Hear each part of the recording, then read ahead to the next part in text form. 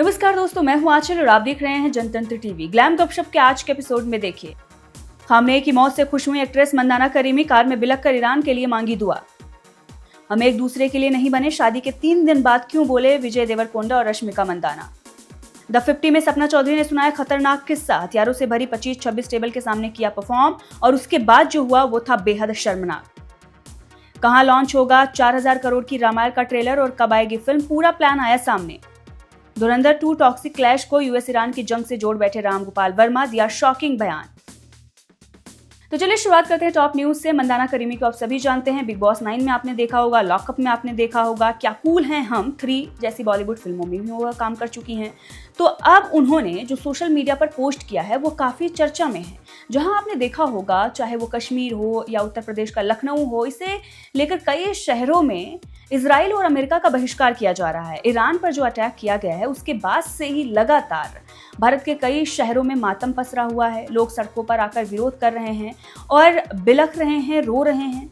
Khamenei की जो मौत हुई है, उनकी जो जान ली गई है, अब उस पर भी वो लोग मातम मना रहे हैं। लेकिन वहीं दूसरी तरफ मंदाना करीमी जो कि ईरानी महिला हैं, उन्होंने अब इस पर अपना रिएक्शन दिया है और जश्न मनाया है। खामनेई की मौत का जश्न उन्होंने मनाया है, बाकायदा उन्होंने पोस्ट की है सोशल मीडिया पर। अगर आप देखेंगे तो वो लगातार ईरान की महिलाओं के लिए आवाज़ उठाती आई हैं। जो सत्ता थी उसके वो खिलाफ थी, लगातार वो सत्ता के खिलाफ पोस्ट करती आई। अब जब इजराइल और अमेरिका ने ईरान पर हमला किया है, अटैक किया है, तो वो इजराइल और अमेरिका के समर्थन में खड़ी नजर आ रही है। उन्होंने इंस्टाग्राम स्टोरी पर एक वीडियो पोस्ट किया है जिसमें वो रोती बिलखती नजर आ रही हैं। उनके चेहरे पर गहरा दर्द साफ दिख रहा है। वीडियो में वो फारसी में कुछ बोलती हुई दिख रही हैं और कैप्शन में उन्होंने लिखा है, बहुत ज़्यादा दर्द है, बहुत ज़्यादा उम्मीद भी है, शायद अब ईरानी नया साल जो 20 या 21 मार्च को है आखिरकार अलग होगा, ईरान के लिए दुआ करें। उन्होंने एक और पोस्ट में कई ईरानियों की खुशी की वजह भी समझाई है। उन्होंने कहा है कि कई बार लोग जंग से खुश नहीं होते, वो एक घुटन भरी स्थिति के खत्म होने से खुश होते हैं। जब आप सालों से दबाव में जीते हैं, आपके सपने छोटे छोटे हो जाते हैं, हर सुबह एंजाइटी के साथ उठते हैं, तो कुछ लोग युद्ध को मुक्ति की तरह देखते हैं। इसलिए नहीं कि उन्हें तबाही पसंद है, बल्कि इसलिए क्योंकि उन्हें लगता है कि अब होने के लिए कुछ नहीं बचा है। तो उनका कुछ रिएक्शन इस तरह से है और अगर आप देखेंगे 24 घंटे के अंदर ही उन्होंने लगभग 20 से 30 उससे ज़्यादा ही स्टोरी लगा दी होंगी। लगातार वो पोस्ट कर रही हैं और ये कह रही हैं कि 40,000 जो अभी तक ईरानी सत्ता के द्वारा मारे गए हैं, उनकी चर्चा क्यों नहीं हो रही है। साथ ही जो इजराइल ने अटैक किया है स्कूल पर, जिसकी चर्चा हो रही है, खबरें चल रही हैं कि 80 से 100 छात्रों की जान चली गई है, उसको भी वो जस्टिफाई कर रही हैं। तो कहीं ना कहीं वो यूएस और इजराइल के समर्थन में खड़ी हुई हैं और अपने ही देश में जो कुछ भी चल रहा है उस पर इस तरह का कुछ रिएक्शन उनका आ रहा है। वहीं अगर देखा जाए, ईरान में भी सड़कों पर लोग नजर आए, कहीं पर जश्न मनाते हुए तो कहीं पर मातम मनाते हुए। तो ईरान के अंदर भी 2 खेमे में लोग बटे हुए हैं और मंदाना करीमी जो है वो दूसरे खेमे में हैं, जो खामनेई की मौत का जश्न मना रहे हैं, जो खुशी मना रहे हैं। अब इनसाइडर में बात करते हैं रश्मिका मंदाना और विजय देवरकोंडा की। अभी कुछ दिन पहले उनकी शादी हुई है, उनकी वीडियो सोशल मीडिया पर वायरल हो रही हैं, बहुत ही खूबसूरत लग रहे हैं दोनों। लेकिन इसी बीच एक वीडियो सामने आया है जहां पर वो ये कहते हुए नजर आ रहे हैं कि हम एक दूसरे के लिए नहीं बने हैं। जी हाँ, इसको लेकर खूब चर्चा हो रही है कि आखिर हुआ क्या है। लेकिन ये पूरा जो वीडियो है वो एक एड शूट है, जी हाँ, और ये सच नहीं है कि उन्होंने एक दूसरे से कहा कि हम एक दूसरे के लिए नहीं बने हैं, बल्कि ये आधा सच है और एक वीडियो शूट किया गया है, उसी का ये पार्ट है जो सोशल मीडिया पर वायरल हो रहा है। लोग कह रहे हैं कि आखिर हुआ क्या है। तो दरअसल एक शूट है, एड शूट जो उन्होंने किया है शादी के 2 दिन बाद ही, और ये जो शूट सामने आया है उस पर रश्मिका लाल रंग के लहंगे में खूबसूरत लग रही हैं, जबकि विजय देवरकोंडा क्रीम कलर की शेरवानी में काफ़ी हैंडसम नज़र आ रहे हैं। दोनों के बीच नेचुरल केमिस्ट्री और कंफर्ट ने फैंस के दिल को जीत लिया है। अब दोनों गाना गाते हुए नाराजगी जता रहे हैं और कह रहे हैं कि हम एक दूसरे के लिए नहीं बने हैं। लेकिन फिर बाद में यही कंपैरिजन दिल तक पहुंचता है और दोनों ये कह उठते हैं कि हम हैं मेड फॉर ईच अदर। इस वीडियो को शेयर करते हुए रश्मिका ने अपनी फीलिंग्स भी बयां की और लिखा है कि हमने इस शूट को करते हुए सबसे ज्यादा मजा किया है, ज्यादातर इसलिए क्योंकि सेट पर सिर्फ हम दोनों थे और वही कर रहे थे जो सबसे अच्छा करते हैं, मस्ती करना। शायद एक दूसरे के लिए बने होना यही होता है। ये बिल्कुल हमारे जैसा नहीं था और शायद इसी वजह से ये इतना खास महसूस हुआ। तो ये है हमारी छोटी सी कहानी मेड फॉर ईच अदर। तो ये एड शूट था और ये अब वीडियो जो है वो उनके ही अकाउंट पे डाला गया है, लेकिन उसका छोटा सा पार्ट सोशल मीडिया पर वायरल हो रहा था और भी बहुत सारी बातें कही जा रही थी, जिस पर अब हमने आपको पूरा सच बताया है। तो रील टू रियल में सपना चौधरी ने एक खतरनाक किस्सा सुनाया है। उन्होंने बताया है कि बिग बॉस में आने के बाद उनकी ज़िंदगी काफ़ी बदल गई, लेकिन उससे पहले उन्हें काफ़ी मुश्किलों से गुजरना पड़ा। उत्तर प्रदेश, वेस्ट यूपी की बात करें तो उसके कई शहरों का उन्होंने नाम लिया, मेरठ, बागपत और भी कई शहरों का नाम लिया और बताया कि वहाँ पर मैं बैन हूँ क्योंकि जब भी मेरे शोज़ होते थे वहाँ पर लड़ाई झगड़े हो जाते थे, जिसकी वजह से मुझे काम नहीं मिल रहा था और एक वक्त पर हमें ऐसा लग रहा था कि कहीं से भी परफॉर्मेंस के लिए कॉल आ जाए और इसी दौरान हमें एक कॉल आती है और हमारी स्थिति अच्छी नहीं थी, आर्थिक स्थिति, जिसकी वजह से मैंने ज़्यादा पूछताछ नहीं की और मैंने उस काम को एक्सेप्ट कर लिया।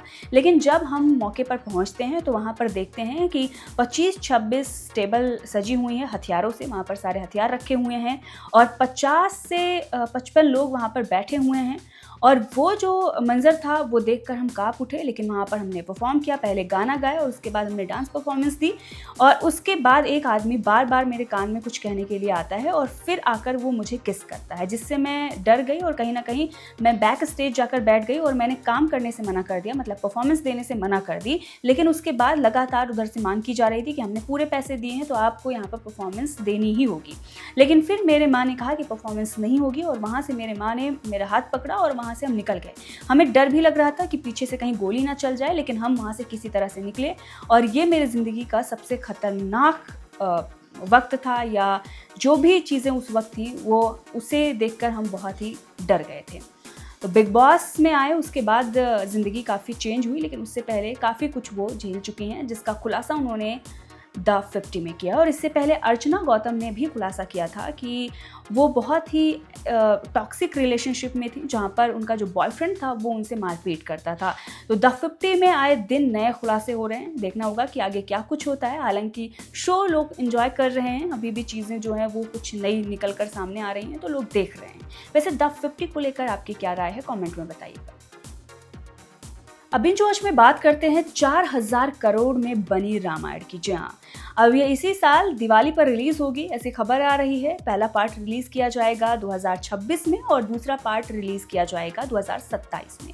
लेकिन अभी जो इसकी टेस्ट स्क्रीनिंग अमेरिका में रखी गई थी, उसके बाद से ही खबरें चल रही हैं कि इसका ट्रेलर भी अमेरिका में ही लॉन्च होगा। जी हाँ, एक मीडिया रिपोर्ट के मुताबिक इसका ट्रेलर अमेरिका के कैलिफोर्निया में होने वाले San Diego Comic Con festival में जारी करने की योजना पर काम चल रहा है।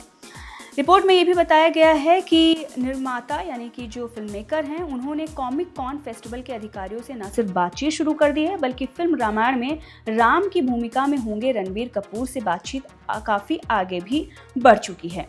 प्रोजेक्ट की team San Diego Comic Con के ऑर्गेनाइजर के साथ इस बड़े इवेंट में जगह पक्की करने के लिए एडवांस बातचीत कर रही है। ये इवेंट इसी साल जुलाई के महीने में 23 से 26 तारीख के बीच होने वाला है, यानी इसी बीच बॉलीवुड की मोस्ट एंटीसिपेटेड फिल्म का ट्रेलर लॉन्च किया जाएगा।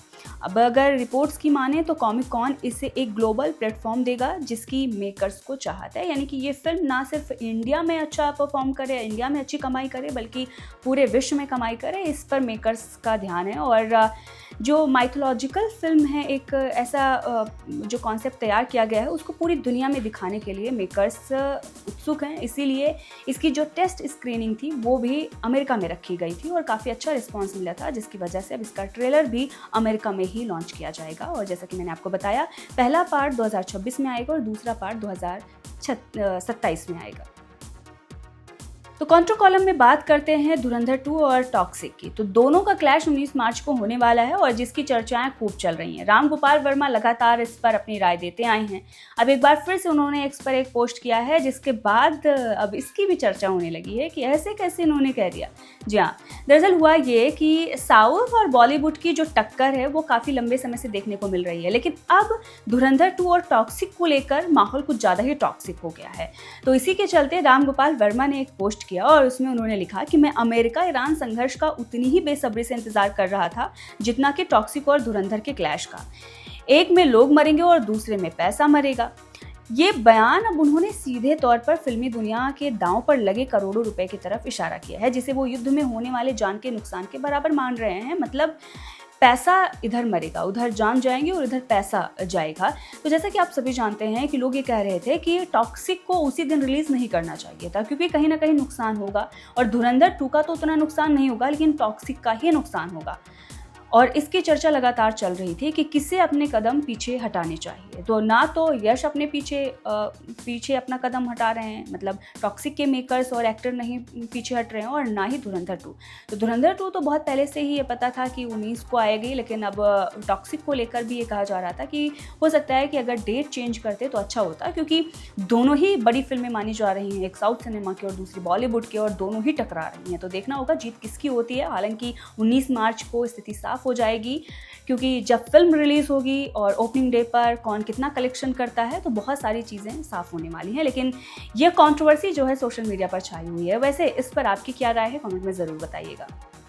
तो ग्लैम गपशप के आज के एपिसोड में इतना ही। देखते रहिए जनतंत्र टीवी। मैं हूँ आंचल। शुक्रिया।